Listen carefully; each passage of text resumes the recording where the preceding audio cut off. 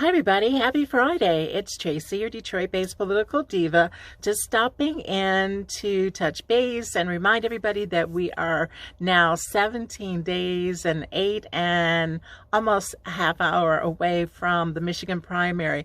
And of course, as you know, many people have been voting. They've been voting all along. And I also want to remind you that based on the appeal, the Michigan Court of Appeals, and a ruling that came down from the Michigan Court of Appeals, you must have your ballot in to your local clerk by 8 p.m. on election day, which this year the primary is August the 4th. So if the clerk hasn't received it by 8 p.m. on August 4th, you're out.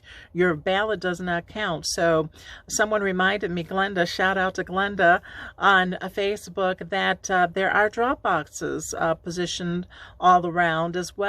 If you, for whatever reason can't get to your post office or a mailbox to go to the drop box, or you can, as Glenda does, take it directly to the Department of Elections. So on the Boulevard, that's in Detroit, Michigan. I sit in Detroit, Michigan, and so does Glenda. So just a reminder about that. There is an appeal in effect, and it's going all the way up to the Michigan Supreme Court, but who knows what the outcome will be. So to be safe, it's better to be safe, of course, than to be sorry. Make sure your vote counts and fill out that ballot and get it in right away to a drop box, directly to the Department of Elections, or in the mail. And the mails are running a little bit slower this year because of the coronavirus pandemic. I don't know about you, but I noticed that sometimes I don't get mail for maybe a day or two, and then I get this deluge of mail. So the mails are running slow.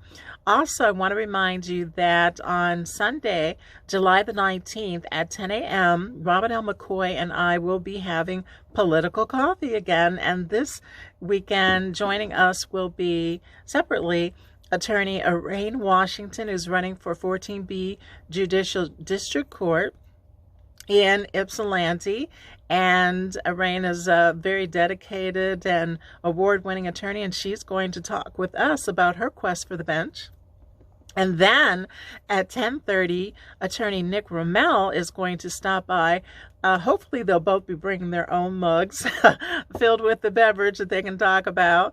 And Nick is going to stop by, and he's going to talk with us about his quest for the bench in a 22nd Circuit Court, and that's out of Washtenaw County. So it will be an interesting political coffee. I'm going to show off my new mug.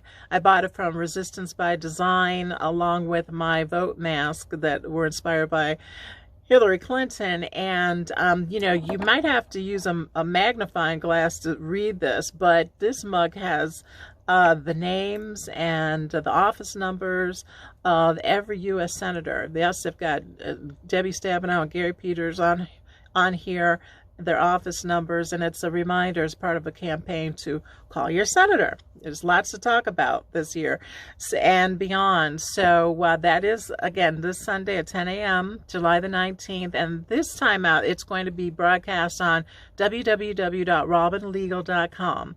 Hit up my Facebook page, and you'll see the banners to remind you about it. And I think I'll be on tomorrow as well, briefly, to remind everybody. So before I go, though, I do want to talk about this major Twitter hack that happened that affected all of these political VIPs and billionaires. It affected the Twitter pages of former President Barack Obama, perhaps soon to be President Joe Biden, Elon Musk, Bill Gates, Kanye West. Well, he's back at it.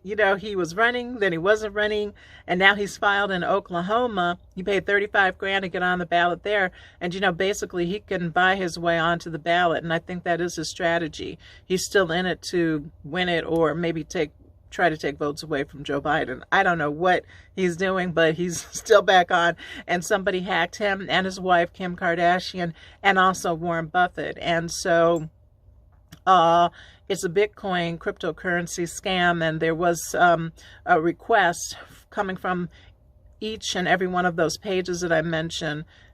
Plus, there were an actual overall 130 accounts that were affected. But these particular accounts, there were appeals made to contribute X amount of money in with a promise that they could double their money. And I mean, that sounds hinky in and of itself. I don't know why people would fall for that, but they did. And so these hackers, they got away with at least six figures. Last time I heard it was $100,000. The FBI is now involved and they are investigating it. But I think that this all speaks to the power of social media across the board, but particularly in a pivotal campaign year, and how important it is for candidates and surrogates and endorsers to be acutely aware of their cybersecurity. And really, it should be no campaign functioning that is out on the internet or social media that doesn't have access to a white hat hacker, cybersecurity expert that can prevent and stave off these attacks. Because although these VIPs were hacked, I mean, you know, some of these smaller campaigns could be hacked next. So just be mindful of it, folks. Be acutely aware. And Tracy, your political diva, out.